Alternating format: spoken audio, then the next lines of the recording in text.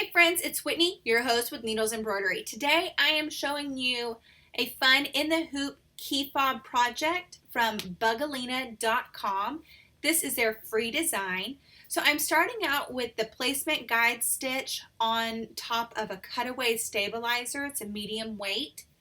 Tacking down my top layer of vinyl. This is like a canvas vinyl. It's faux leather. I bought it from my local craft store. You can use anything you want. I've seen so many really cute key fobs out there, but this is just the one that I wanted to try. So going through all the stitching process, and the top layer does all the stitching for you, and then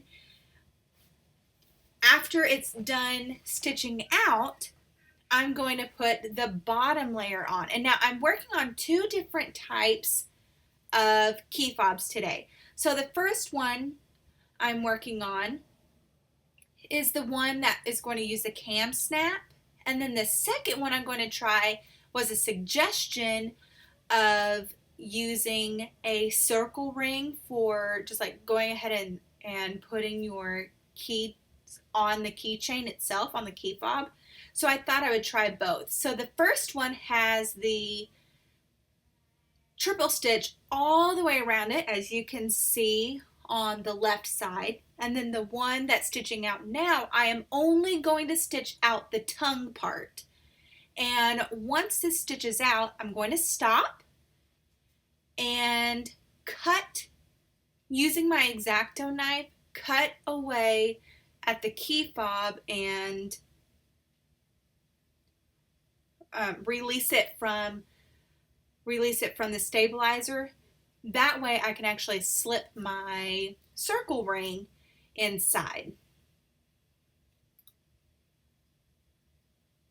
Okay, just trimming it away, getting the extra, up close of the ring, the extra fabric out of the way. In hindsight, I should have used tape to hold this down, but I didn't think about it until after it was done. And I was like, I should have, been more careful not to, to keep that ring away from the needles, because I didn't want to damage my needle, but hindsight's 2020. Here I'm just trimming everything away, and I'm going to place the back of the tongue piece right there where that stitch is it's going to do a triple stitch right along the head part and hold the tongue in place.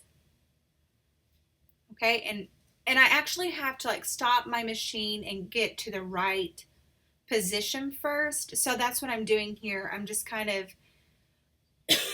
excuse me, kind of fiddling with it and trying to make it all work and come together, because I stopped it in the middle of its stitching. So once it is ready to go, it will do the triple stitch and tack down that tongue in place. So now the key fob and the ring, or the ring on the key fob, is not going to go anywhere.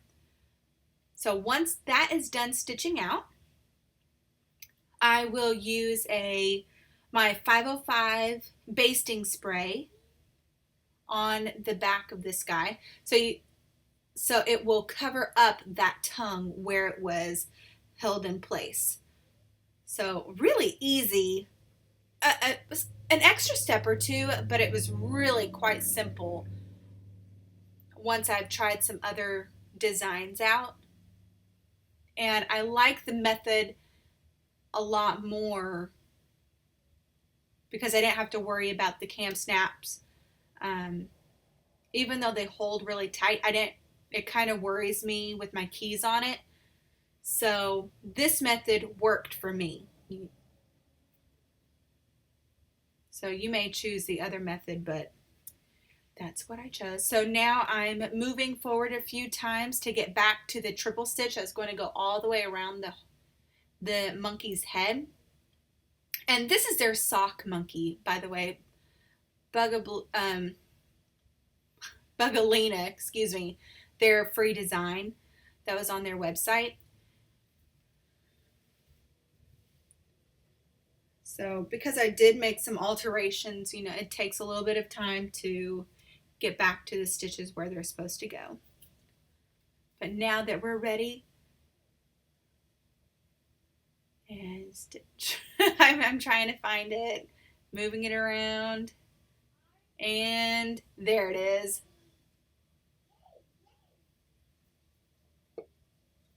Now it's going to go all the way around the sock monkey and do that triple stitch, holding on to the back vinyl that I put on the back.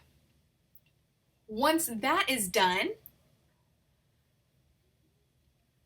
I will take it out of my hoop and show you.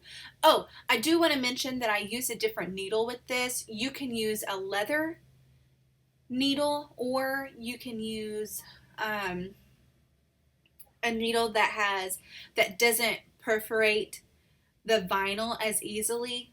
I like the leather one because it's meant to go through this style of material. So I gave these to my nieces, and the oldest one loved the one that had the stitches on the back, or the stitches on the front didn't clip very close, and it looked like eyelashes. That was a fluke. It really wasn't supposed to end up like that.